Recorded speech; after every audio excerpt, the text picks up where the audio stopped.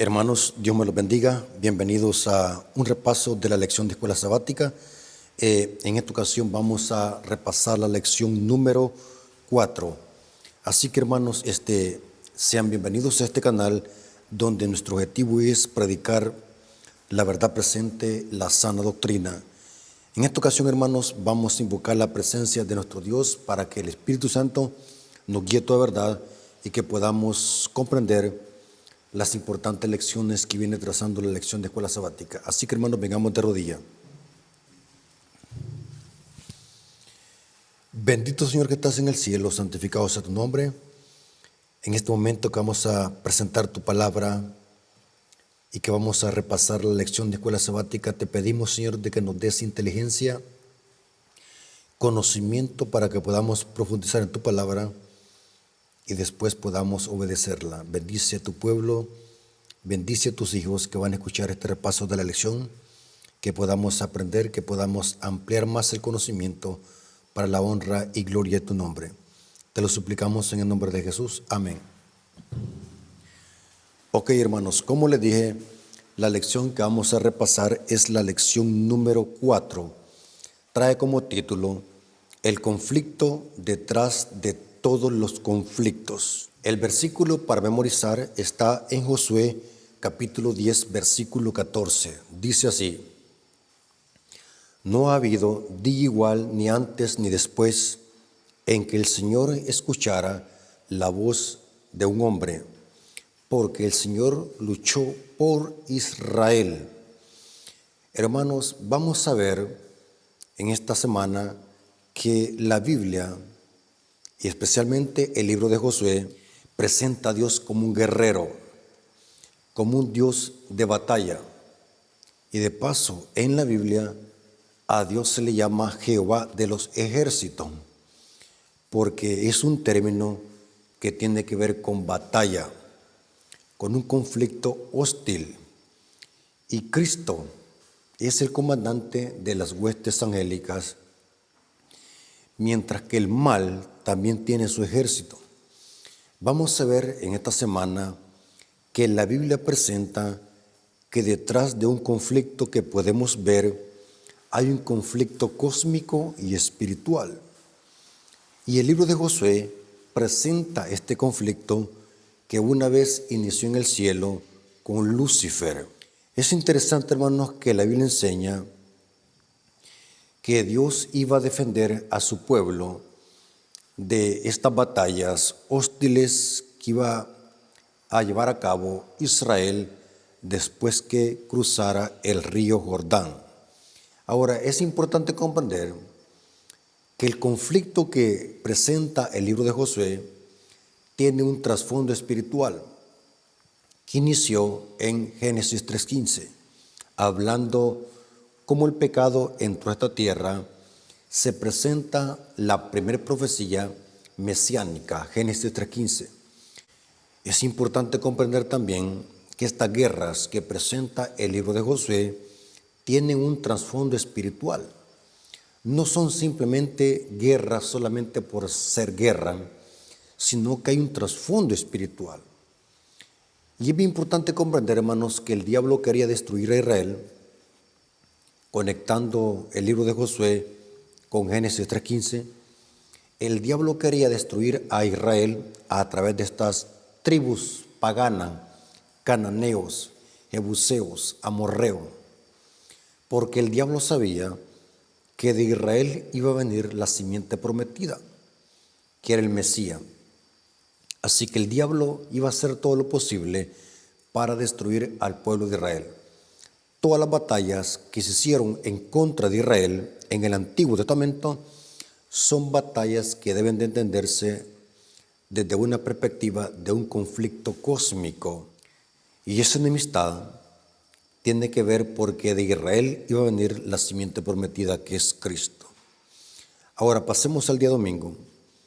El domingo dice el comandante de los ejércitos del Señor. Noten que esta es terminología militar. Ahora, ¿en qué contexto se menciona este comandante del ejército del Señor? Después de que Israel cruzó el Jordán iba a empezar la guerra. Pero es interesante, hermanos, que Israel no era capacitado para poder luchar con estas tribus, porque eran gigantes, eran tribus diestras en las armas y en la guerra. Viéndolo desde esa perspectiva, Israel era un microbio a la par de esas tribus.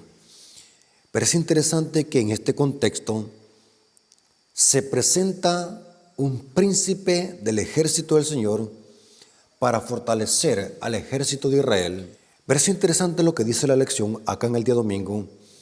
Israel acababa de cruzar el Jordán y de pisar terreno enemigo. Noten, la fortaleza de Jericó estaba frente a ellos, con sus puertas firmemente cerradas. Josué 6:1. Y en este momento el pueblo no conocía ninguna estrategia bélica. Y lo más preocupante aún era que Israel solo disponía de ondas, lanzas y flechas para afrontarse con una ciudad fortificada.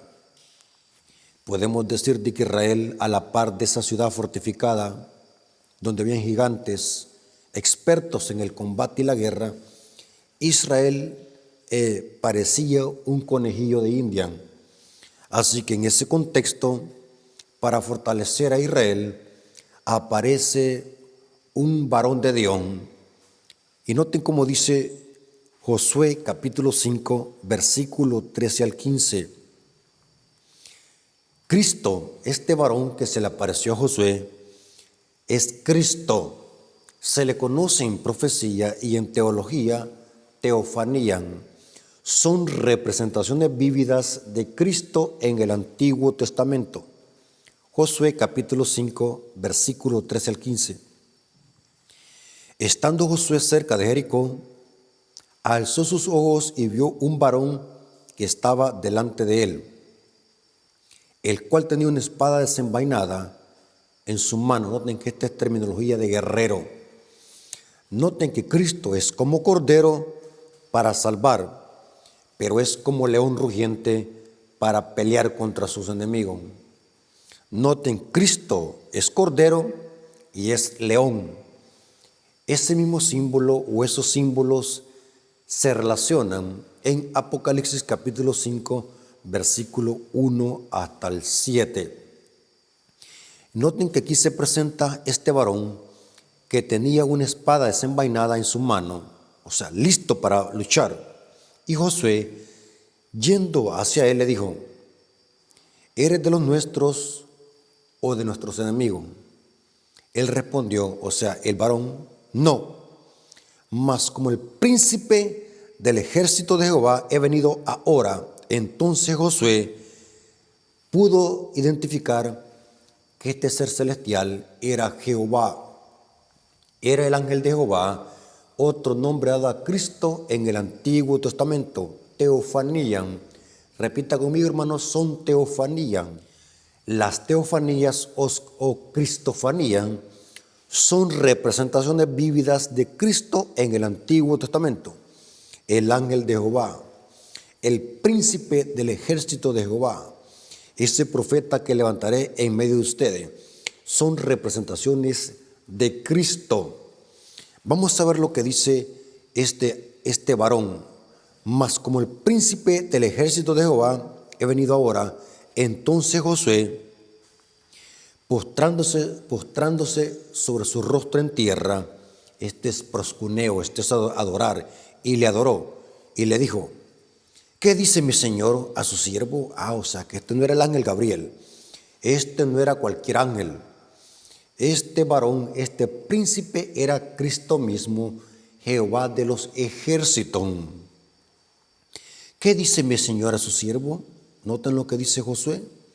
Y el príncipe del ejército de Jehová respondió a Josué: quita el calzado de tus pies, porque el lugar donde estás santo es. Y Josué así lo hizo. ¿A quién más anteriormente se le dijeron estas palabras? Quita tu calzado, porque el lugar donde estás, tierra santa es. Se le dijo a Moisés en Éxodo capítulo 3, 1 al 14. es cuando Dios se le apareció a Moisés en la zarza ardiente. Allí Dios se apareció como el gran yo soy el que soy, el que existe por sí mismo. Y dice que Moisés le adoró y supo que el ángel de Jehová era Jehová mismo. Aquí se le dicen las mismas palabras a Josué: quita el calzado de tus pies porque el lugar donde estás santo es. Significa que el gran yo soy que se le apareció a Moisés en la zarza ardiente es el mismo príncipe del ejército de Jehová. En otras palabras, Cristo mismo es el gran yo soy. Ahora notamos por qué cuando Cristo anduvo en esta tierra en su ministerio decía: antes que Abraham fuese, yo soy la vid verdadera, yo soy la puerta, yo soy el pan, yo soy el agua.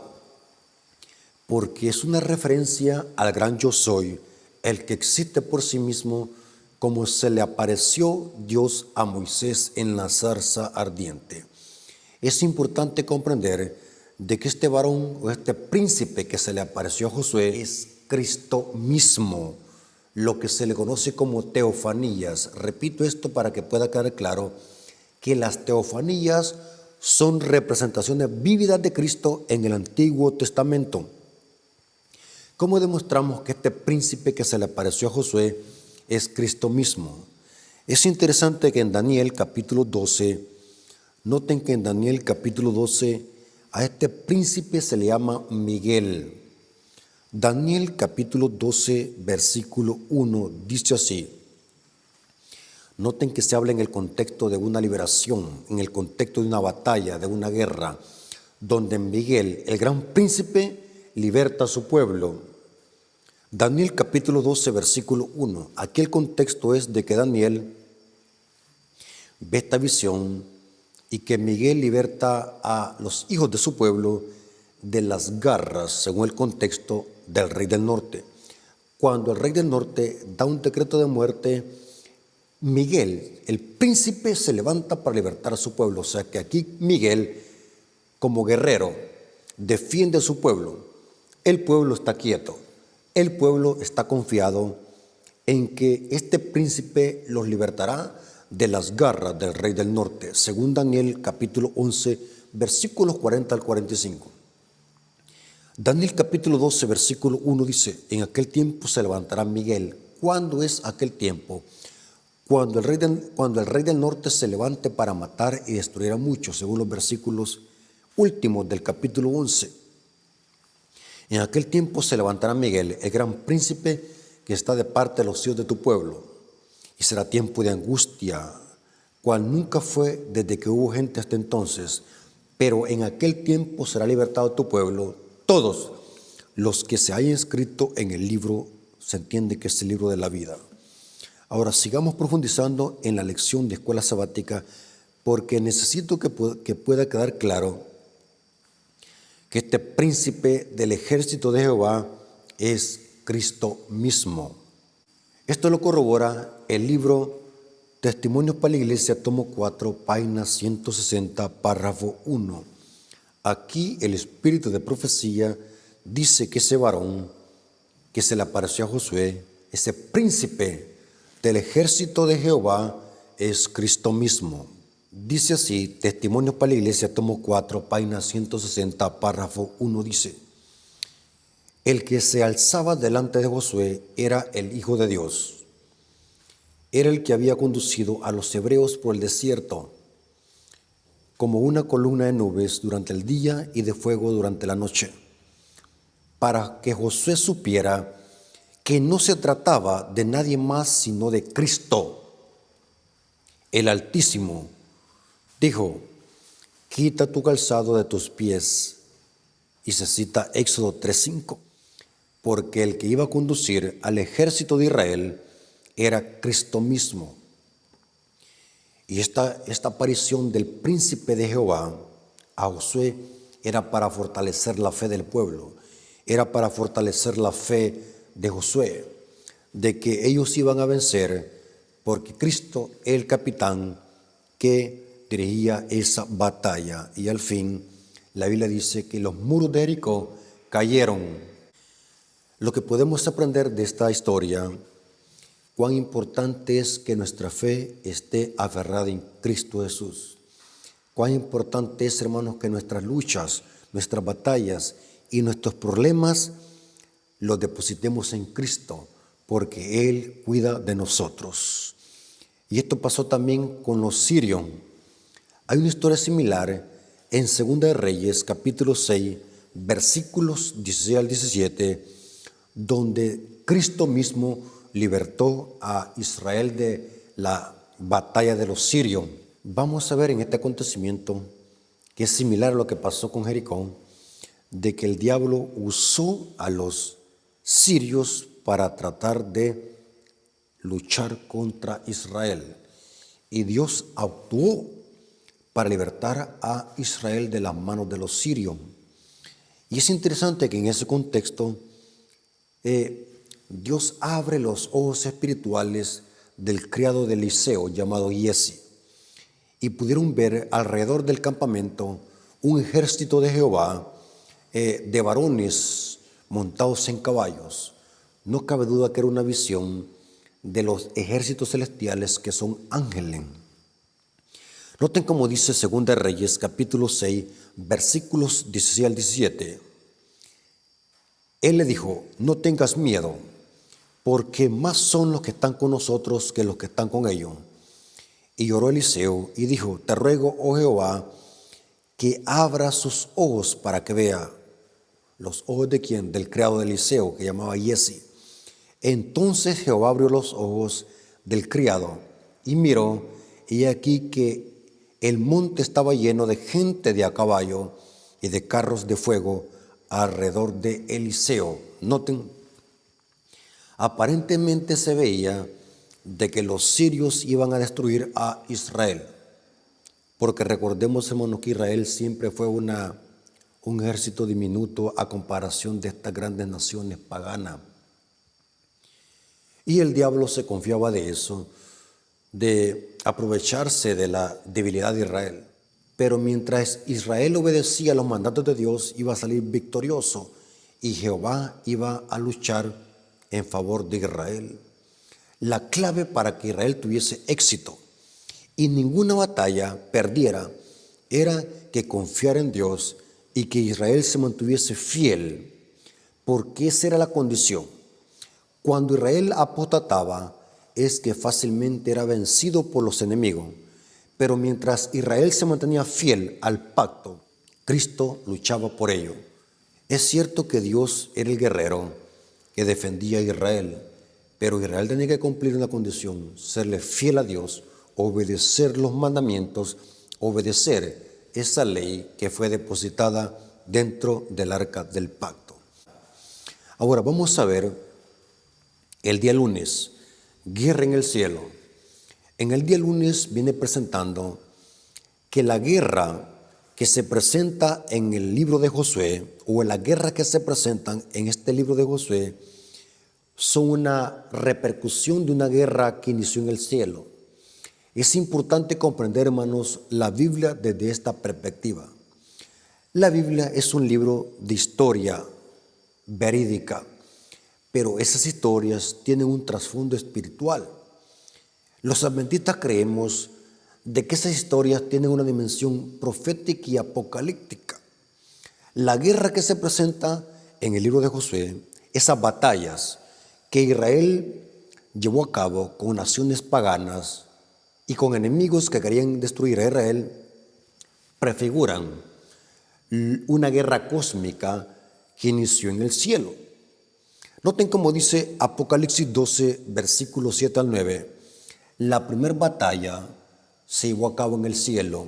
La primera batalla, podemos decir el inicio del Armagedón, inició en el cielo, cuando el diablo, cuando Lucifer se rebeló contra Dios y contra su gobierno.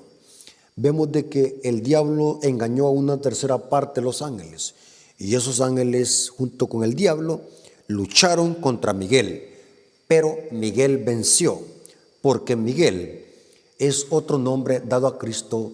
Podemos decir de que es el nombre de batalla de Cristo. El arcángel Miguel es el nombre de batalla de Cristo. No es que sea un ángel, sino que la palabra arcángel es una palabra compuesta que lleva un prefijo. Arge angelus, jefe de los ángeles o el principal de los ángeles. Es una referencia a un comandante que es el que dirige a todos los ángeles.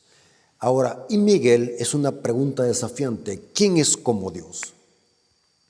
No cabe duda que por las características, haciendo un estudio minucioso y analítico y exegético de Biblia e historia, y analizando la gramática y la sintaxis de los textos, Miguel o el arcángel Miguel es otro nombre dado a Cristo, es el nombre de batalla de Cristo.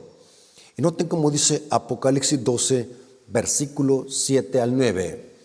Después hubo una gran batalla en el cielo. Miguel y sus ángeles luchaban contra el dragón.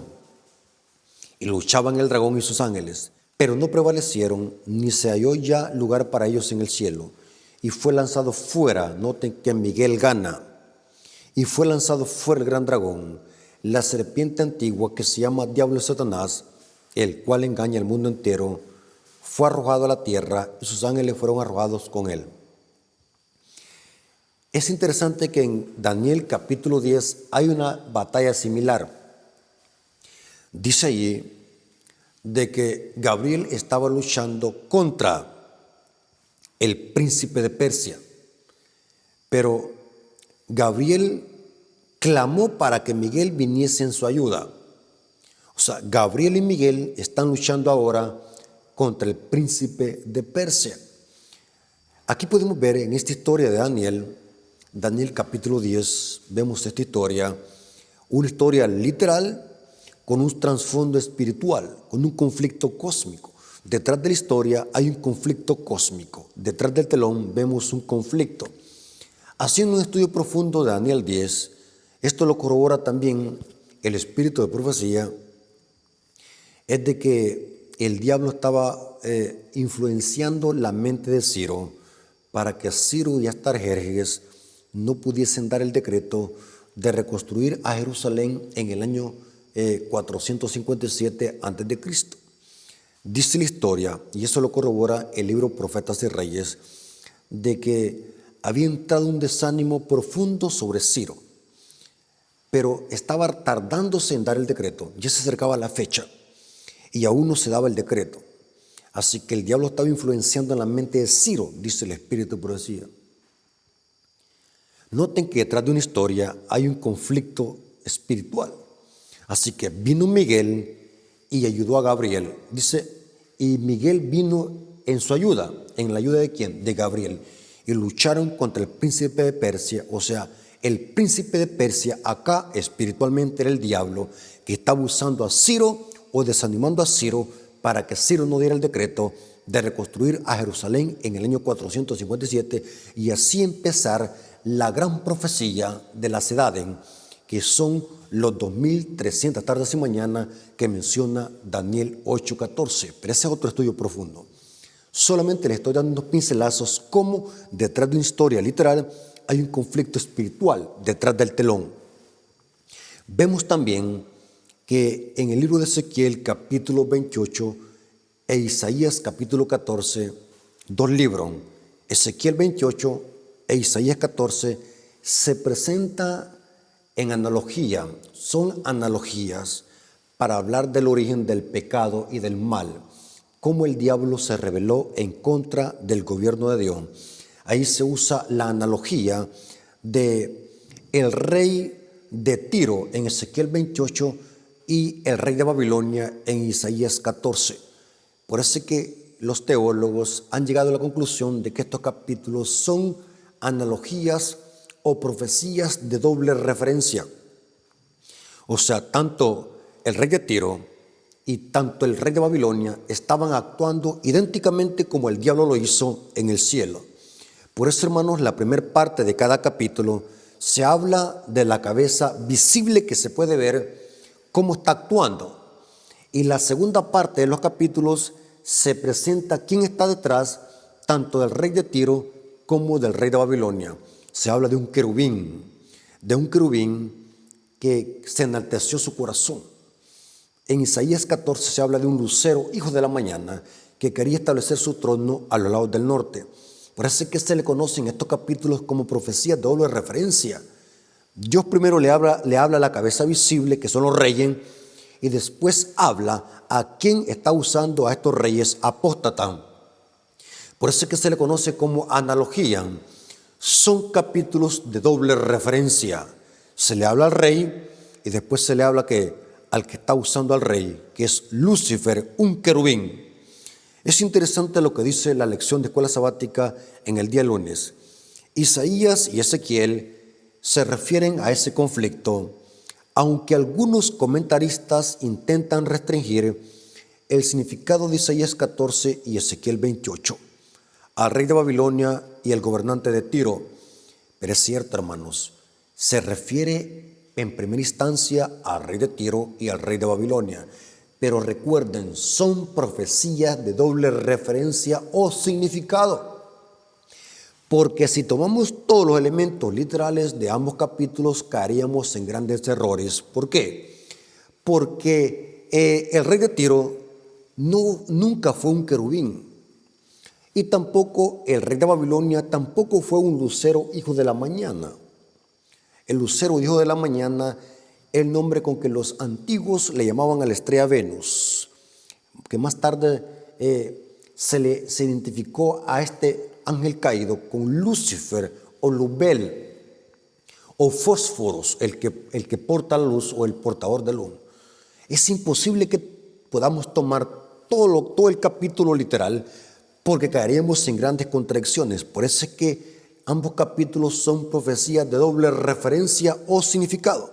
Sin embargo, hay claros indicadores en el texto bíblico que apuntan a una realidad trascendente.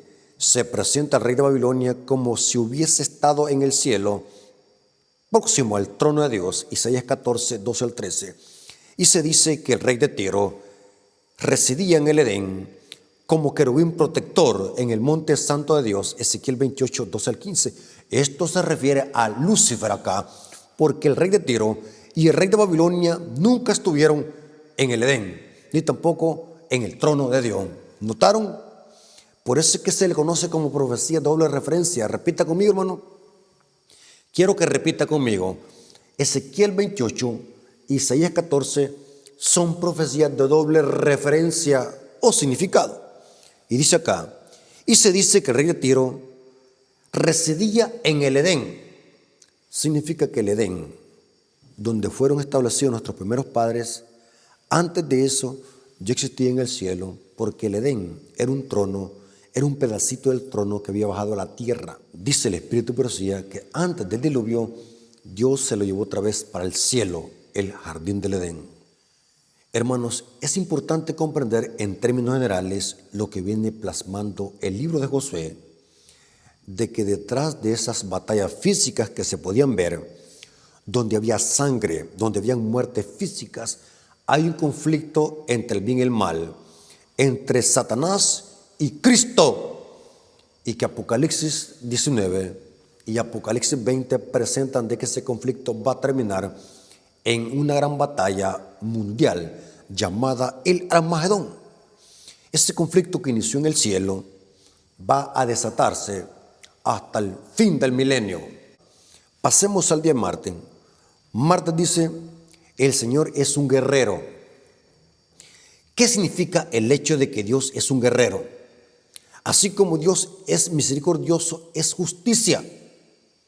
Ahora, ¿por qué Dios se presenta como un guerrero? Con una espada. Dice Apocalipsis 19 que viene montado en un caballo blanco y sus ejércitos celestiales le siguen.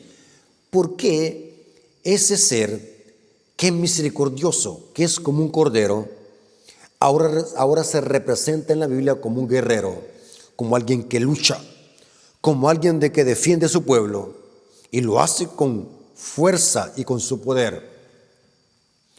Esto indica, hermanos, de que Dios de que Cristo, así como es misericordia, también es justicia. Cristo es el Cordero, pero también es el león.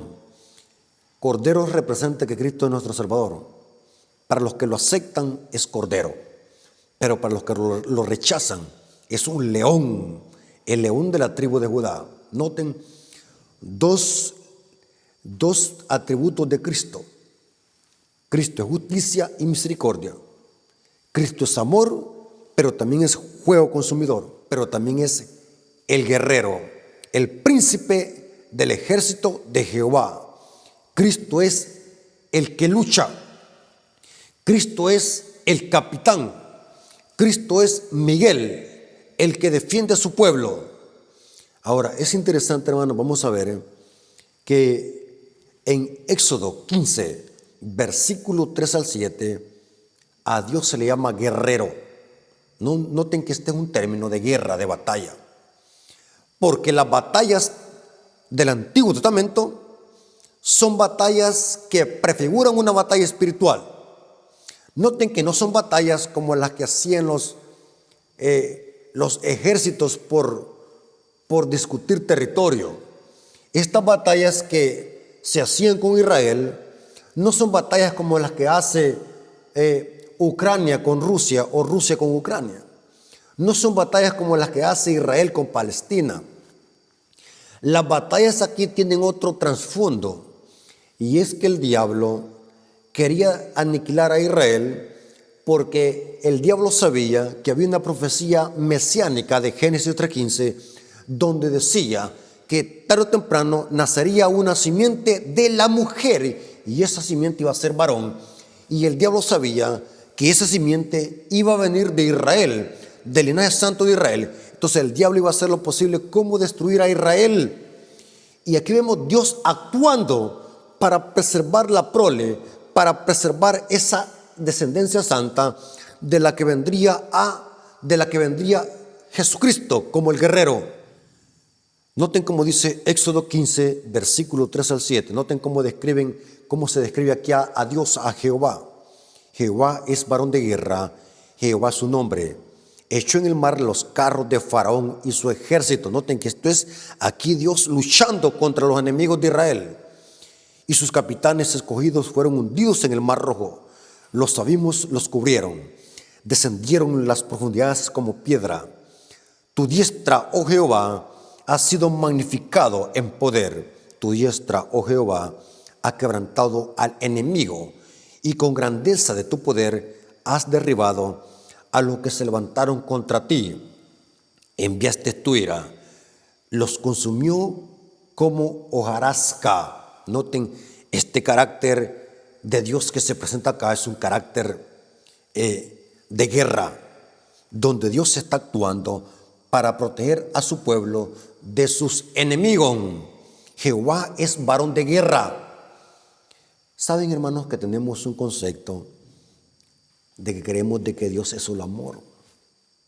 Tengamos cuidado cuando presentemos el amor de Dios como un amor sentimentalista. No podemos separar el amor de Dios de su justicia, de su carácter, que es justicia. Hay una falsa doctrina, y quiero hacer un paréntesis. Hay una falsa doctrina, yo le llamo doctrina diabólica. Es una doctrina muy antigua, donde muchos hermanos han caído en apostasía y la están propagando. Es una falsa doctrina que se llama universalismo. Esta doctrina diabólica sostiene de que como Dios es todo amor, los va a salvar a todos, incluyendo a los demonios. Noten qué herejía esta. Este concepto de universalismo sostiene de que Dios, por ser amor, a nadie va a perder, a nadie va a condenar. O sea, todos los impíos que han existido desde el Génesis hasta Apocalipsis van a ser salvos porque Dios es amor. Esta doctrina es diabólica porque ataca toda la Biblia, ataca el plan de salvación y ataca el sacrificio de Cristo, la herejía del universalismo. Pero cuando leemos la Biblia, presenta la Biblia a Jehová como un guerrero que lucha para defender a su pueblo y lo defiende de sus enemigos. Dice la lección del día martes, acá en el comentario: Dios está en guerra con el pecado y no tolera este conflicto para siempre. Si Dios fuera solamente misericordia, este conflicto entre el bien y el mal nunca terminara. Pero el hecho de que Dios es guerrero significa que el pecado se le va a poner fin. Y también aquellos que lo abracen y no quieran desprenderse del pecado van a tener que sufrir la ira de Dios, como dice el Salmo 24:8 y Apocalipsis 19, versículo 11 y Apocalipsis 20, 1 al 4 y el versículo 14. Y dice, todos los ángeles caídos, así como los seres humanos que se han identificado con el pecado y no se quieren desprender de él, dice, serán destruidos. A la luz de esto, las batallas contra los habitantes de Canaán deben ser percibidas como una etapa previa a este conflicto que alcanzaría su clímax en la cruz y su consumación en el juicio final, cuando la justicia y el carácter amoroso de Dios sean vindicados. Pero mi Biblia dice que Dios le pondrá fin al pecado. Y esas batallas donde Dios defendió a su pueblo prefiguran cómo Cristo le pondrá fin al pecado y a los pecadores que no quieren desprenderse del pecado y que se aferran al pecado, Dios hará justicia. Pasemos al día miércoles. El día miércoles dice, el Señor luchará por ustedes. Aquí Dios le dice a los israelitas, el Señor luchará por ustedes. Hay hermanos que son inmaduros en la fe, que se afligen, se amedrentan, se sofocan, se admiran cuando ven cosas extrañas en la iglesia. Y empiezan a alborotarse, empiezan a avisparse, empiezan a atacar a la iglesia cuando ven anomalías dentro de la iglesia y dentro de la organización de la iglesia, y empiezan a atacar a la iglesia y a la dirigencia, empiezan a decir la iglesia es Babilonia, la iglesia ha caído en apostasía. Hay muchos hermanos que predican eso en YouTube. Hay muchos hermanos que han caído en este engaño del diablo, diciendo en las redes sociales que la iglesia ha caído en apostasía, indoctos de la Biblia, como que si no se dan cuenta que el capitán de esta iglesia es Cristo. El capitán de Israel era Cristo.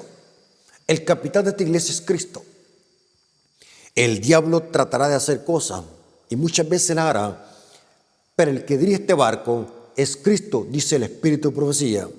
No importa lo que suceda, no importa si grandes hombres encumbrados caen en apostasía, pero la iglesia es propiedad de Cristo y Cristo conducirá a esta iglesia. Cristo es nuestro capitán. Ahora, notemos cómo Dios alienta a Israel. Cuando Dios les dice, el Señor luchará por ustedes. Éxodo capítulo 14, versículo 13 al 14. Éxodo capítulo 14, versículo 13 al 14. Y Moisés dijo al pueblo, no temáis, estad firmes, y ved la salvación de Jehová que hará hoy con vosotros. Porque los egipcios, noten qué interesante, hermano, porque los egipcios que hoy habéis visto, nunca más para siempre los veráis. La lección hace un paralelo con lo que pasó después de la salida de Egipto y con lo que pasó después del cruce del Jordán, como Dios también iba a cuidar a Israel. La nueva generación que estaba frente a los muros de Jericó, a esa ciudad de Jericó, también Dios iba a luchar para protegerlo. Y se cita acá, se hace este paralelo, noten, porque los egipcios que hoy habéis visto, nunca más los veréis, nunca para siempre los veréis. Jehová peleará por vosotros y vosotros estaréis tranquilos. Noten esta expresión, estaréis tranquilos. Como yo en una guerra donde están cayendo proyectiles, balazos, granadas, yo voy a estar tranquilo. Sería ilógico, pero acá se presenta esta expresión de una profunda confianza en Dios. La expresión vosotros estaréis tranquilos indica que Israel tenía que estar plenamente confiando en Dios, no a medias, plenamente confiando en Dios, descansando en las promesas de Dios.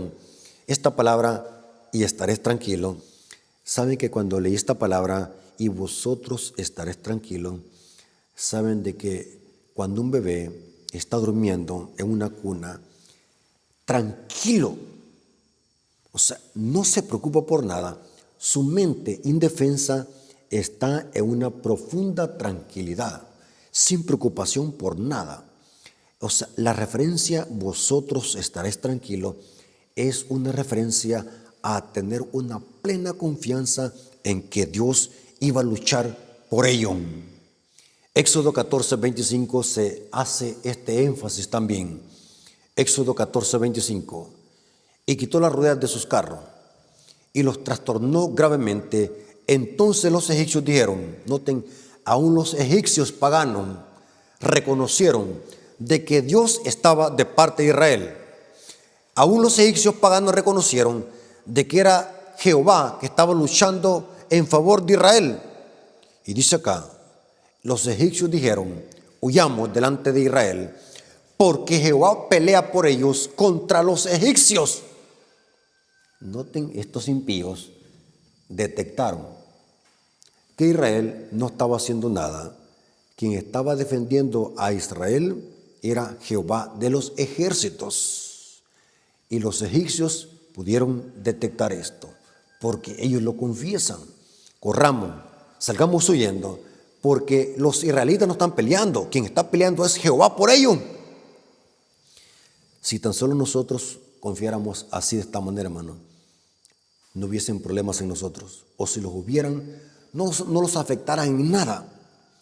Si nosotros tuviésemos esta confianza en Dios, aunque hubiesen tormentas, huracanes en nuestra vida, no nos hicieran nada de cosquilla porque estamos confiados en Dios. Cuando alguien confía en Dios, no importa si la barca se tambalea, no importa si todo parece que está perdido. Si confiamos en Dios, recordemos de que Jehová peleará por nosotros. No importa la prueba que estemos pasando, no importa nuestras luchas, no importa nuestras vicisitudes, no importa nuestros problemas, no importa la situación en que estemos pasando, no importa qué. Si confiamos en Dios, Él peleará por nosotros. Pero para esto hay que confiar. Y la palabra confiar es sinónimo de fe, confiar en Dios plenamente. Noten cómo dice la lección acá, la intervención milagrosa de Dios en favor de los indefensos israelitas, carentes de conocimientos militares, noten que no sabían nada. Hay una cita del Espíritu Profecía que dice que un hombre que ora, un hombre que le ora a Dios, es más poderoso que todas las huestes de los demonios. Hay una cita que dice así de Elena de White: aquel hombre que ora fervientemente es más poderoso, por muy débil que sea, es más poderoso que todos los demonios. Israel no tenía conocimiento de nada, ni de pistolas, ni de armas, ni de tácticas de guerra.